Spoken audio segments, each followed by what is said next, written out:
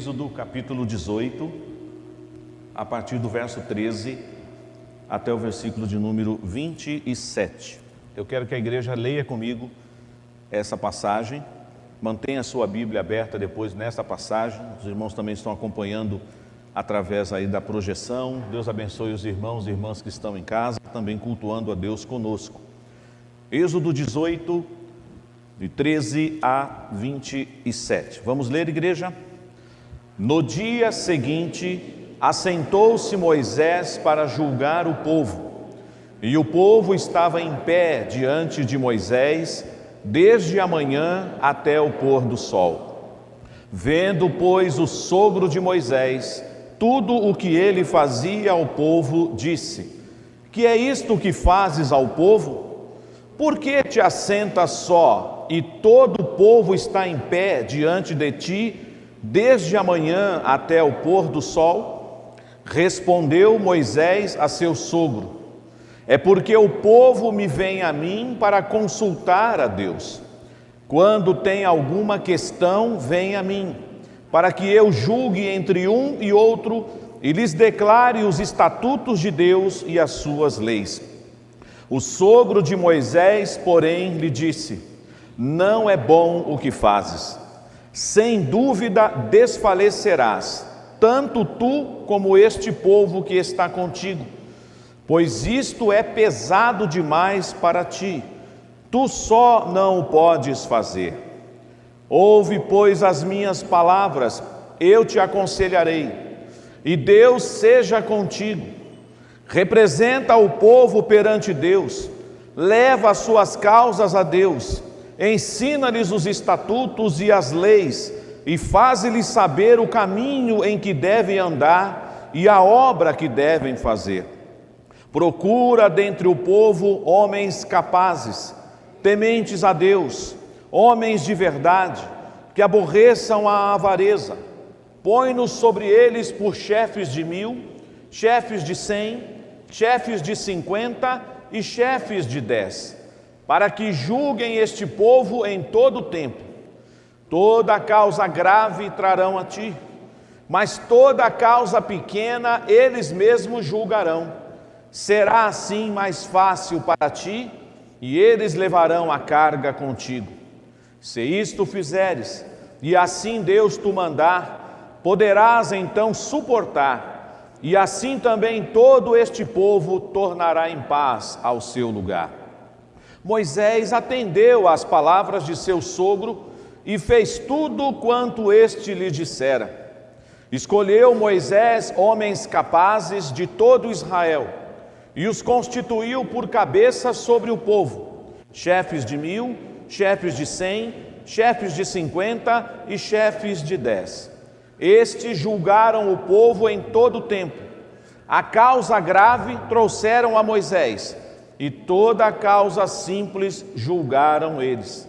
Então se despediu Moisés de seu sogro, e este se foi para a sua terra. Amém. Oremos mais uma vez. Bondoso Pai, queremos ouvir a instrução da Tua palavra através desse texto que acabamos de ler.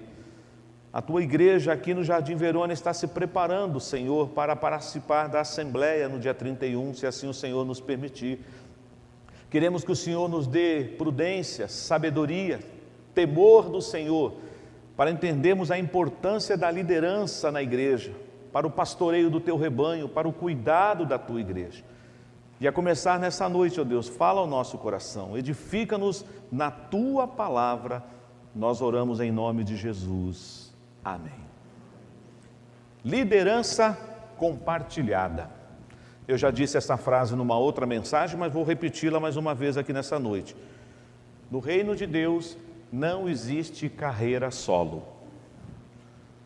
No reino de Deus não existe carreira solo.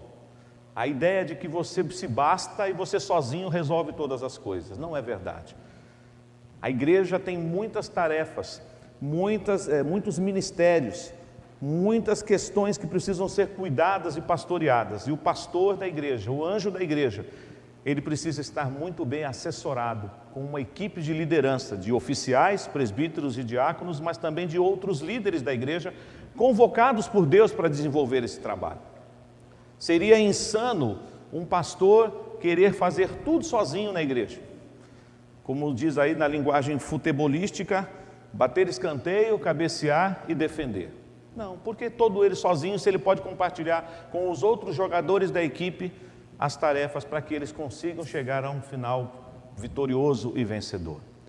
Nós vamos ver nessa noite, irmãos, que como com uma revelação progressiva da palavra de Deus, onde é que começa aquilo que nós já sabemos, por que a nossa igreja se chama presbiteriana, por que o sistema da nossa igreja ele é conciliar e representativo. Nós conhecemos, quem já passou para a classe de catecúmenos, ou quem já estudou, inclusive na classe Sofia, a confissão de fé, nós conhecemos outros sistemas de governo da igreja.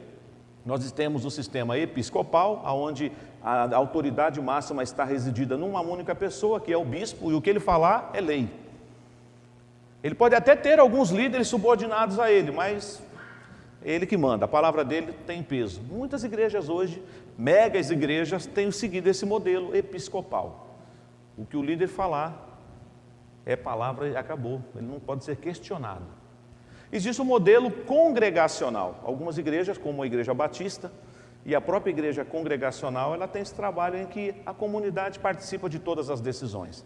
Nós temos assembleia na igreja, assembleia extraordinária, assembleia ordinária, alguns assuntos são compartilhados com a membresia, mas a igreja presbiteriana, à luz deste texto e de todo um apanhado bíblico do Antigo para o Novo Testamento, ela entende que o Senhor, ao longo da história, se serviu de homens que ele separou para o governo, para a liderança da igreja.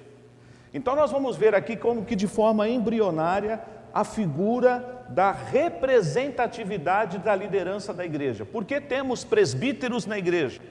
Porque a igreja é uma igreja conciliar.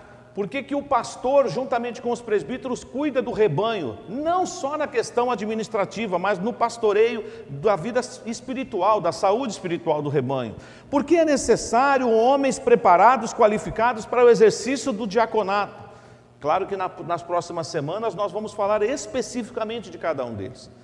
Mas olha só, os irmãos, para entenderem um pouco o contexto. Os irmãos sabem que Moisés, escolhido por Deus, separado por Deus para ser o líder, para libertar o povo de Israel, ele foi preparado pelo Senhor por 40 anos no Egito, 40 anos nas terras de Midian. Ou seja, quanto tempo demora para um líder ficar pronto? Quanto tempo um líder está devidamente amadurecido para ocupar um cargo de liderança? Aí talvez você diga, bom pastor, se for seguir a regra ao pé da letra de Moisés, o senhor não está qualificado ainda. Eu tenho 52 anos, então faltam ainda aí 28. 80 anos Deus preparou Moisés para uma missão difícil. Eu não vou chamar missão impossível como do filme lá, mas pensem bem. Você voltar para o Egito e você ter que liderar um povo, 600 mil homens, sem contar mulheres e crianças, saindo a pé do Egito em direção a Canaã. Moisés foi trabalhado, Moisés foi educado para ser um faraó. Ele sabia lidar na corte egípcia, mas depois Deus vai desconstruir Moisés e ele se torna pastor de ovelhas e vai apacentar o rebanho do seu sogro Jetro. E é nesse contexto em que ele está apacentando o rebanho do seu sogro que ele recebe o chamado através daquela visão, daquela sarça que era consumida pelo fogo, mas ela não acabava. E ele se aproxima daquela sarça que está ardendo em chamas e a voz de Deus diz, tira a sandália dos teus pés, porque você está pisando em terra santa. Deus comissiona então Moisés coloca uma série de desculpas para não atender o chamado de Deus, mas Deus não desiste de Moisés, como Deus não desiste de cada um de nós, louvado seja o nome dele. Quantas vezes você já colocou desculpas para não fazer a obra do Senhor? Senhor, eu não sou capaz, tem gente que faz melhor do que eu não falo bem, eu sou tímido, eu sou aquilo outro, a minha agenda é muito cheia, e aí nós vamos vendo as dificuldades e as desculpas que vamos colocando para realizar a obra do Senhor. Vencida essa etapa, Deus usa Moisés, é bem verdade que precisou do auxílio do seu irmão Arão, e depois ele vai ter outros servos, Josué vai aparecer também aí já sendo preparado para a sucessão, ainda que Josué nem imaginava que seria o sucessor de Moisés, mas Deus já estava escolhendo e preparando ele. Muito bem, irmãos, chegamos nesse momento em que agora Jetro, mais uma vez vai ter duas atitudes sábias em relação ao seu genro Moisés. Eu não li de 1 ao 12, mas vale a pena os irmãos depois em casa lerem essa passagem. Diz o texto, e nós não temos essa informação, porque de acordo com o Êxodo capítulo 4, nós vemos Moisés voltando para o Egito para cumprir a ordem de Deus, e Moisés leva a sua esposa e seus 2 filhos. Então era de se pensar que a esposa de Moisés e os seus 2 filhos estavam ao lado de Moisés na libertação do povo de Israel do Egito, mas eles não estavam. A Bíblia não diz em que momento Moisés pediu para que a esposa dele e os seus filhos voltassem para a terra do pai dela. Talvez pensando na dificuldade que seria, talvez pensando em todo o trabalho inicial ali, com todas as dificuldades, ele foi prudente e diz: é melhor você ir para a casa do seu pai, fique lá e depois de um tempo a gente se encontra. Eu não sei que circunstância se deu isso, quanto tempo demorou, mas agora Jétro está trazendo de volta para Moisés quem? A esposa de Moisés e seus 2 filhos. Primeira coisa que a gente aprende aqui, embora o meu enfoque será a partir do verso 13. A importância da família do lado do líder. Grave isso, querido irmão. A sua família é de suma importância para o desempenho da sua liderança espiritual. É por isso que quando Paulo vai falar, tanto na primeira carta de Timóteo, capítulo 3, quanto em Tito, capítulo 1, ele vai falar várias vezes: governe bem a sua própria casa, marido de uma só mulher, filhos educados na palavra. Portanto, a importância de um líder passa pelo valor que ele sabe que a sua família terá ao seu lado. E aí nós queremos lembrar, é claro, as esposas dos líderes na igreja são extremamente importantes. Precisam ser mulheres sábias, prudentes, porque às vezes lidarão com situações junto com seu esposo e elas precisarão ser discretas e muitas coisas não devem ser compartilhadas com ninguém. Aquilo que o seu esposo, obviamente, compartilhar com você, porque tem situações que às vezes o esposo não poderá nem compartilhar com a esposa. Não é porque não confia na esposa, é porque tem certas situações que são difíceis para nós conduzirmos, no pastorado, no governo, na administração da igreja. Mas a esposa é a primeira que está ao lado do marido. Mesmo quando o marido não fala nada, a esposa não percebe, não percebe? Quantas vezes eu já cheguei em casa tenso e minha esposa só no olhar ela falou assim: o que aconteceu? E certamente os meus queridos irmãos que são presbíteros e diáconos dessa igreja já lidaram com essa situação também. Portanto, olha o valor que tem a família na vida de um líder. Jétro, então, acertou em cheio aqui. Ele esperou certamente um bom momento, eles estão ali no pé do Monte Sinai, e aí agora vem Jétro, que é daquela região ali de Midian, e ele vai levar a esposa, a sua filha, e fala assim: Moisés, aqui está a sua esposa, aqui estão os seus filhos, eles precisam estar do seu lado daqui para frente. Todo líder precisa valorizar e investir na família. Do contrário, ele não pode ser líder na casa de Deus. Todos nós somos pecadores, todos nós somos limitados. Eu não poderia estar aqui na frente se não fosse a graça de Deus. Mas o Senhor requer dos seus servos essa qualidade: valor e investimento na família. Mas vamos agora ao texto, porque depois que Jétro se encontra com Moisés, entrega a sua filha e os seus netos para Moisés, e Moisés relata para ele, a partir do verso 7, tudo o que aconteceu na libertação do povo de Israel do Egito. O verso 9 diz que Jétro se alegra. Jétro, que era um sacerdote, ele vai oferecer então holocaustos e sacrifícios, conforme nos diz o versículo 12, em gratidão e em louvor a Deus por tudo que Deus estava fazendo na história de Israel. Mas aí o texto começa no verso 13 dizendo assim: no dia seguinte, Jétro ainda estava hospedado, ou pelo menos ainda lá entre o povo de Israel, permaneceu um pouco mais. E aí Jétro foi ver o genro trabalhar, falou assim: já que eu estou por aqui, vou acompanhar o dia do trabalho do meu genro hoje, vamos ver como é que Moisés está conduzindo o povo. E uma coisa chamou a atenção de Jétro. Tenta imaginar essa cena na sua mente. Volto a reiterar o número: 600 mil homens, ainda que não fosse os 600 mil que foram ter o encontro com Moisés naquele dia, mas que seja, vamos colocar aí 10%. É pouca gente? 10% foi procurar Moisés naquele dia. Quantos seriam? 6 mil. É isso? Estou ruim de bom. Quanto que é? 600? Pode tirar a máscara, mano, me ajuda aí. 60? 10% de 600 mil? 60 mil. 60 mil. Você viu que eu não sou bom de matemática, né? Passei raspando na escola. A máscara não dá. Meu auxiliar ali tem que tirar a máscara, né? Falar assim para me entender. Obrigado, meu irmão. Bom, 60 mil. Tá bom para você? Uma fila, eu estou hipotetizando isso, não é isso, nós não temos essa informação. Mas tem lá uma fila. Moisés assentado talvez num local de destaque e chamando um por um. Próximo. E a pessoa vai, apresenta o problema, a demanda. Estou com um problema com meu irmão, tivemos uma discussão, estou com uma dívida, preciso de alguém para julgar minha causa, preciso da resposta de Deus. E ele foi chamando um por um. Começou que horas? De manhã e foi até o pôr do sol. Se for no horário que a gente está vivendo agora do inverno aí, até quase 6 horas da tarde. Aí Jetro olhou aquilo, chegou uma hora ele interrompeu Moisés e falou assim: o que você está fazendo? Ah, você não está vendo? Estou atendendo o povo tem que consultar a Deus e eu sou o líder. Falou, mas rapaz, não vai dar certo isso não. Você não vai aguentar, você vai desfalecer e você vai desfalecer o povo. Imagina você numa fila que você sabe que tem 40 mil pessoas na sua frente. Bom, você nem vai, né? Você fala assim, hoje eu desisto, amanhã eu volto mais cedo para pegar uma senha, para ver se eu entendo. Para quem já foi para a fila de INSS aí, algumas coisas assim, sabe do que eu estou falando. Você chega lá, a pessoa fala assim, acabou a senha. Então imagina, o povo ia ficar deveras cansado. E aí, o que foi que Jetro falou para Moisés? Verso 17. Não é bom o que fazes. O sogro falando para o genro, que isso, Moisés? Não vai dar certo. Sem dúvida, verso 18, desfalecerás tanto tu como este povo que está contigo, pois isto é pesado demais para ti, tu só não o podes fazer.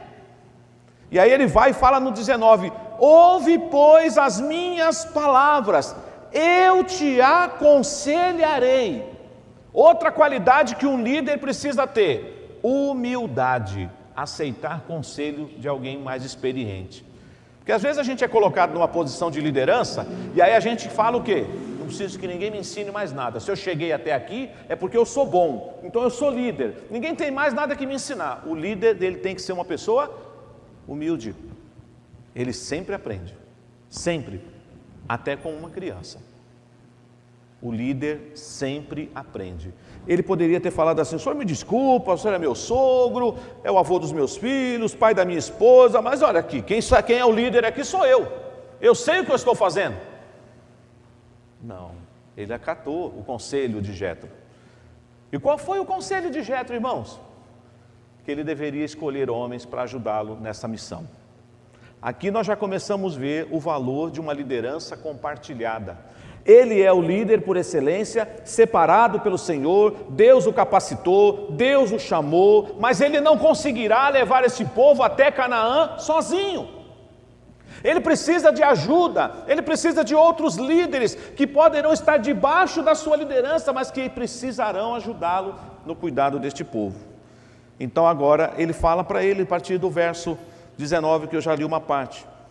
Eu te aconselharei, Deus seja contigo. Representa o povo perante Deus, mostrando que ele tem essa função. Lembre-se que ainda algumas coisas vão ser estabelecidas em Israel. O povo está saindo lá do Egito, não é uma nação constituída, ainda Deus não estabeleceu a lei, não tem sacerdócio ainda, não tem exército. O povo ainda está assim como um povo andando no deserto. Falta ainda uma organização, até porque não dizer civil, política, militar. Deus vai dar isso depois para eles. Então Moisés tem sim um papel importante disso. Você vai representar o povo perante Deus, leva as suas causas a Deus. Olha, outro papel de Moisés, você vai ensinar os estatutos e as leis, você vai mostrar o caminho por onde eles devem andar.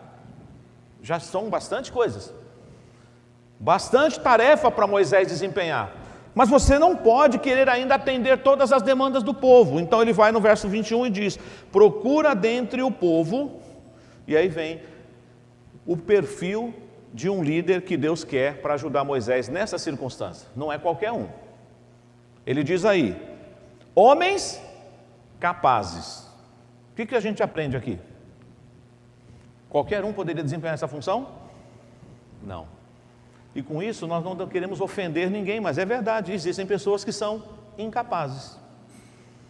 Existem pessoas que não têm qualificação para determinadas funções. E você não deve se sentir diminuído por isso. Tem gente que não é qualificado para algumas funções. Você é qualificado para outras funções. E você tem que glorificar a Deus naquilo que você é bom. Então a primeira coisa que ele diz, tem que ser alguém capaz, capacitado. Porque a tarefa é difícil. Tem que ser outra coisa, que talvez aqui na ordem, poderia vir primeiro até. Além de ser capacitado, tinha que ser o quê? Temente a Deus. Estamos dentro de uma igreja.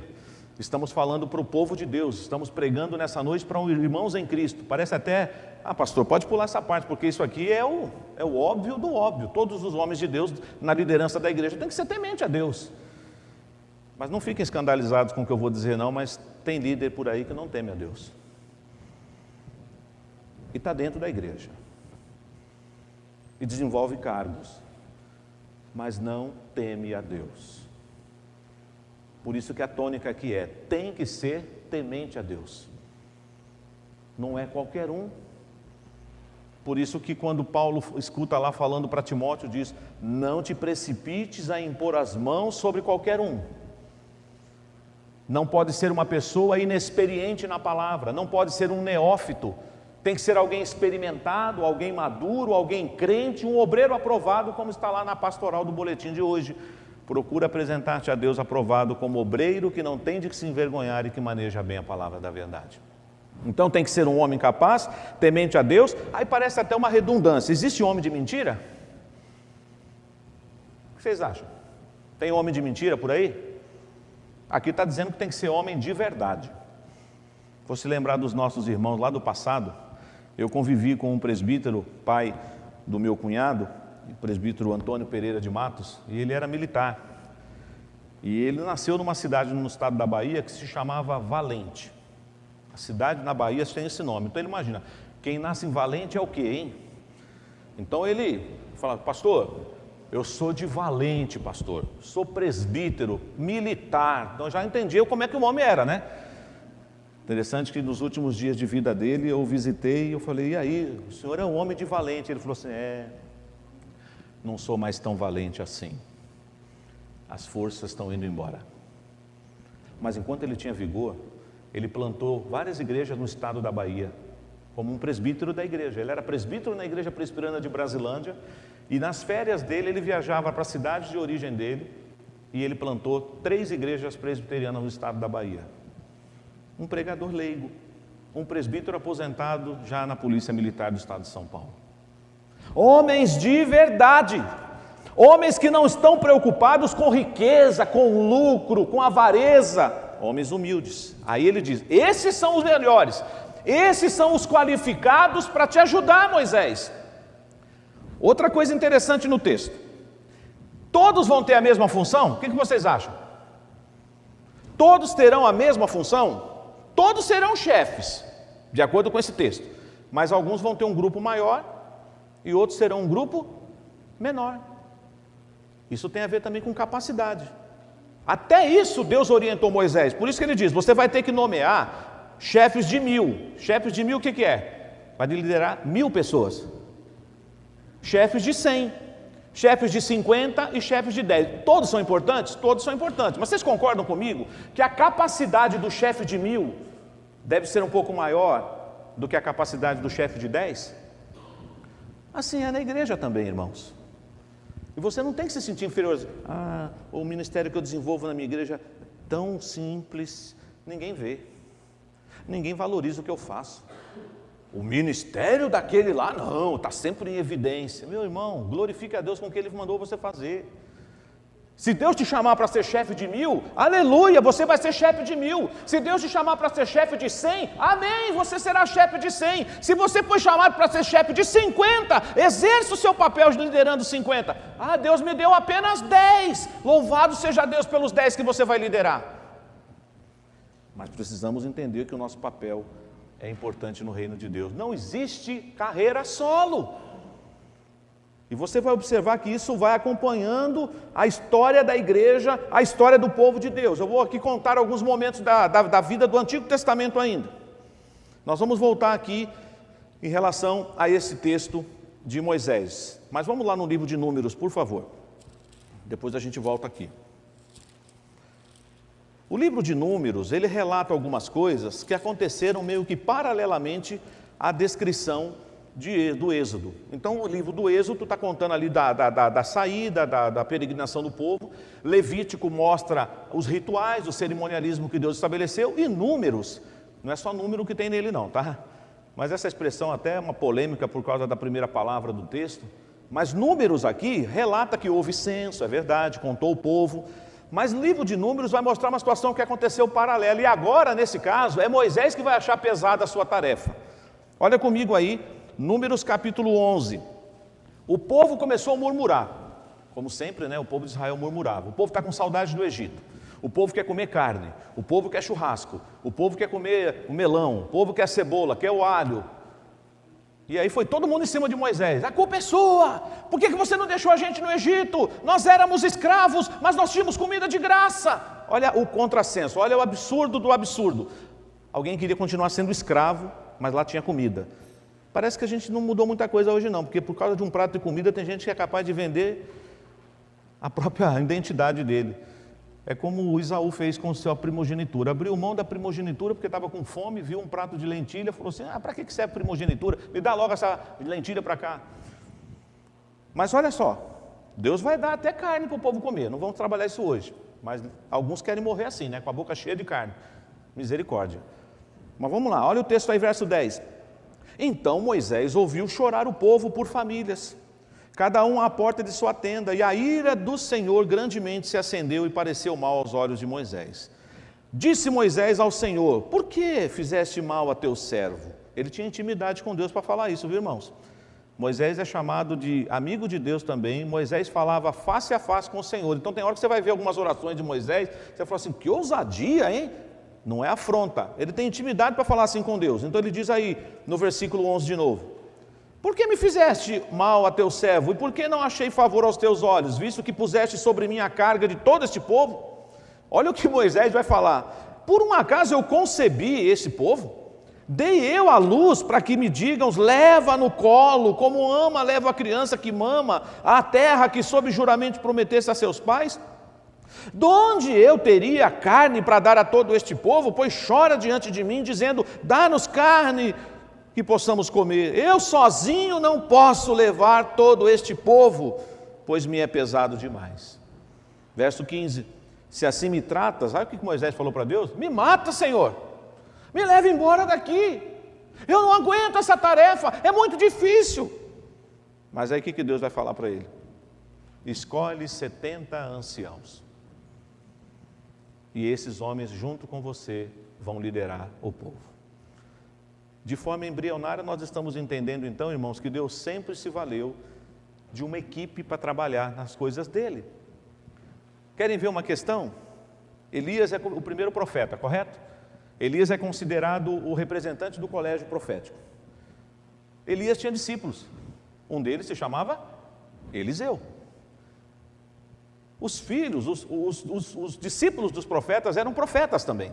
Nós vemos a história da viúva lá, que procura Eliseu e diz, o meu marido era teu servo, fazia parte da tua equipe de trabalho, um dos profetas, mas ele morreu, deixou dívidas, então você conhece a história da viúva.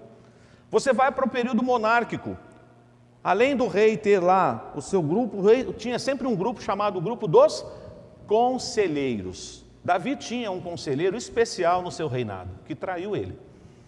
O nome desse conselheiro era Aitofel. A Bíblia diz que quando Aitofel falava, era como os oráculos de Deus. Então o rei se valia de um corpo de conselheiros. Ele entendia que diante de algumas demandas, ele precisaria do auxílio de algumas pessoas. Então percebam, o que Deus faz com Moisés, os profetas tinham também os discípulos, o rei tinha um corpo de anciãos, de homens experimentados. É interessante que quando Roboão assume o lugar de Salomão, ele procurou quem? Os conselheiros. O que eu faço? Meu pai cobrava muito imposto. Vocês acham que eu devo aliviar a carga tributária ou devo cobrar mais? O que os conselheiros do rei falaram para o filho dele?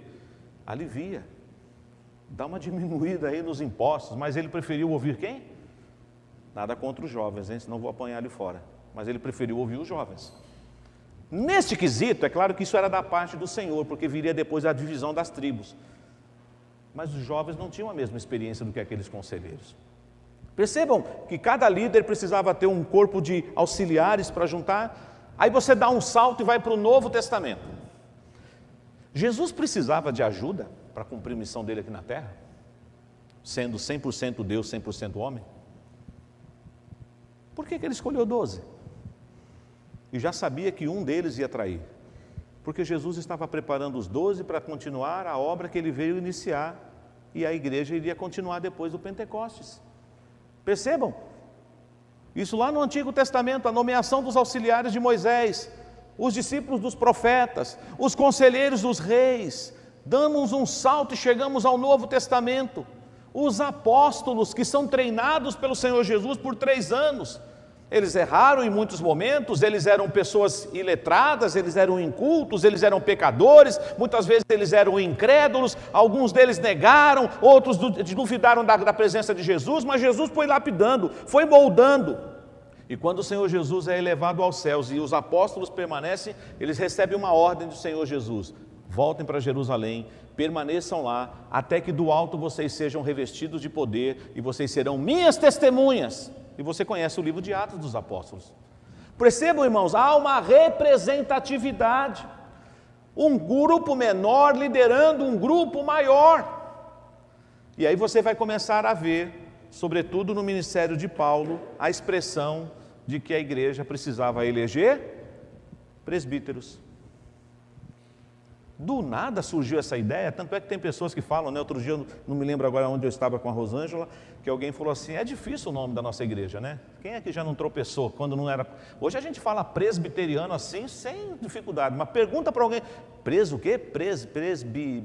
E gagueja um pouquinho e tropeça, porque não é um nome comum. Não estou aqui criticando, eu só estou fazendo uma constatação. Depois de um tempo você fala naturalmente. Aí você diz, mas da onde que tiraram esse nome? Presbiteriano. Aí você vai descobrir que lá no Novo Testamento a palavra, né, episcopos ali, de ancião, presbíteros, é dali, que tem a ver com o governo que a igreja exerce. É uma igreja governada por presbíteros, é uma igreja que tem um corpo de líderes também para auxiliar o pastor, que também é presbítero. E aí temos aquela divisão de presbítero docente e regente, mas isso também gera muita polêmica, porque algumas pessoas não gostam dessa divisão.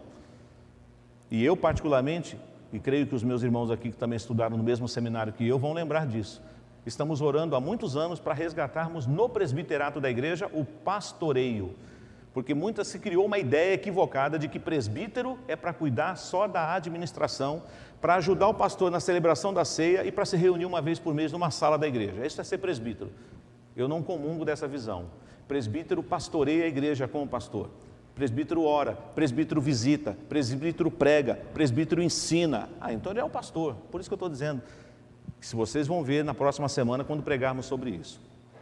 A função de um presbítero vai muito além de ter um assento no conselho, de celebrar a ceia, de participar dos processos da igreja de disciplina, de representar a igreja no presbitério, de representar o presbitério e o sínodo no Supremo Concílio. Isso faz parte da missão de um presbítero, mas tem muito mais. E Atos capítulo 6 fala que a comunidade dos crentes foi aumentando, e aí as viúvas começaram a ter problemas, começou a ter contenda, e os apóstolos entendiam que tinham uma missão nobre, eles deveriam continuar se consagrando à oração e à palavra, e eles não podiam servir às mesas. Isso não significa que os apóstolos não estavam querendo se envolver com a obra social da igreja de socorro aos aflitos, mas aquilo estava tirando deles o foco da missão deles. Então são escolhidos aqueles homens de Atos capítulo 6, e eu acho lindo, os diáconos aqui vão lembrar, e eu vou falar isso daqui 2 domingos para vocês. Ser diácono na igreja não é ser leão de chácara. Diácono não foi constituído na igreja para segurar as pessoas de entrarem aqui, para não fazer bagunça aqui dentro. Isso faz parte da função, zelar pela boa ordem do culto, das dependências da igreja, mas diácono vai além disso. Nós temos naquele grupo daqueles homens cheios de sabedoria do Espírito Santo, 2 que se destacam. Um era professor de história da igreja. Conhece o nome dele? Estevão. Morreu apedrejado. Um diácono que botava... Você já leu o testemunho de Estevão? O homem fez um resumo da Bíblia. O outro era evangelista, era diácono, Filipe. Ou seja, percebam que todos os líderes... mas eu já sou diácono, meu papel é só este, abrir e fechar a igreja, impedir que algum bagunceiro entre na igreja, tumultue o ambiente. Isso vai acontecer naturalmente com os meus queridos diáconos. Mas essa é a parte mais fácil do diaconato. Nós precisamos de homens capazes, homens qualificados. Vamos voltar lá em Êxodo para caminhar para o fim.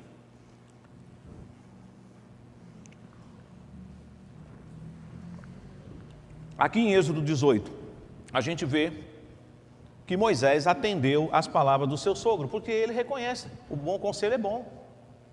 Na multidão dos conselheiros, há sabedoria. Então, se algum dia alguém questionar você, membro da Igreja Presbiteriana do Jardim Verona, por que na sua igreja as decisões são tomadas por um grupo de presbíteros e a igreja não participa de todas as decisões? Porque há base bíblica para uma liderança compartilhada e representativa. Nós não estamos forçando a Bíblia, eu não estou forçando o texto aqui, falando o texto de ensinar algo que ele não ensinou. Nós fizemos um estudo aqui, começando por esse texto de Êxodo, e vocês que já leram a Bíblia toda, certamente passaram pelas outras experiências.